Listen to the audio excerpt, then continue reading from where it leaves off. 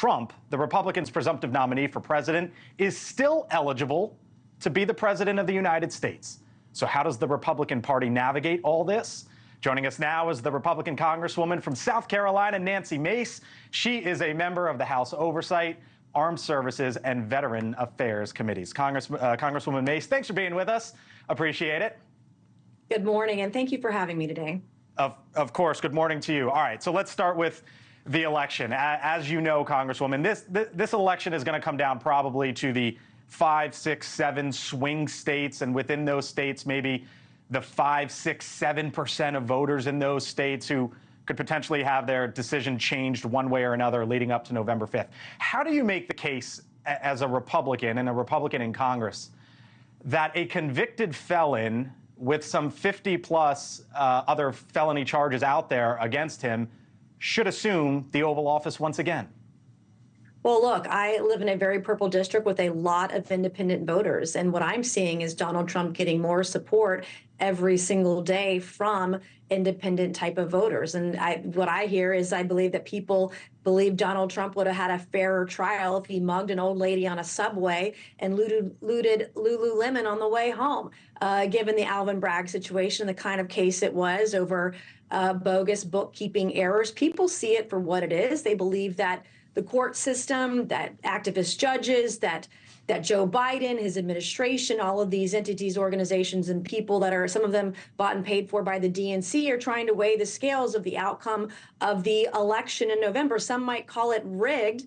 I would say they are trying to use their power that they have to their advantage in November. That's what this is about. It's always been political, and it's still political today, but people are seeing through that. You know, Congresswoman, this is, or potentially is, just one phase of the election. You have had a bit of a turnaround on Donald Trump. After he lost the 2020 election in January 2021, you said, quote, "We've got to start over." And after January 6th, you said, quote, "We need to rebuild the Republican Party." There are a lot of Republicans out there like you who have made a total 180 on Donald Trump. How's that been the case, and why has that been the case? Well, after almost 4 years of Joe Biden, it wasn't that difficult to watch and see ballots being cast across the country, seeing the overwhelming support that Donald Trump had within the party as the overwhelming. But you could have made a different decision in the primary, right? We've had 3.5 years of Joe Biden now, and it's pretty easy. We've had 2 back-to-back presidencies, and we were all safer. We were more prosperous. Wages were better. Inflation was lower under Donald Trump. We didn't have the endless wars that we have today that we're seeing. Hamas wasn't invading Israel. Russia not invading Ukraine. The Houthis weren't trying to bomb U.S. military assets in the Middle East overseas. And so we were all better off with Donald Trump as president, and that's what we're seeing today. People want to get rid of Joe Biden.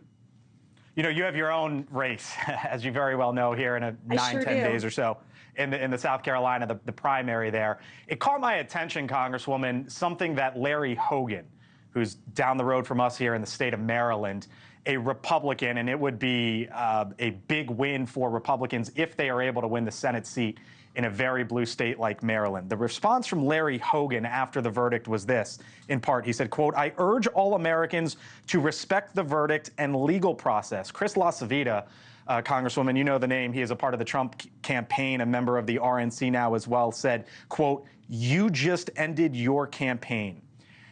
Should you be able to disagree with Donald Trump as a Republican Congresswoman? And if so, what are those boundaries and what aren't they? Well, look, I represent a very politically diverse district, and I've made amends with Donald Trump, and I support him wholeheartedly for presidency this year. But when you look at, and I understand the frustration of many Americans across the country because they feel that if they can do this to Donald Trump, they can do this to anybody.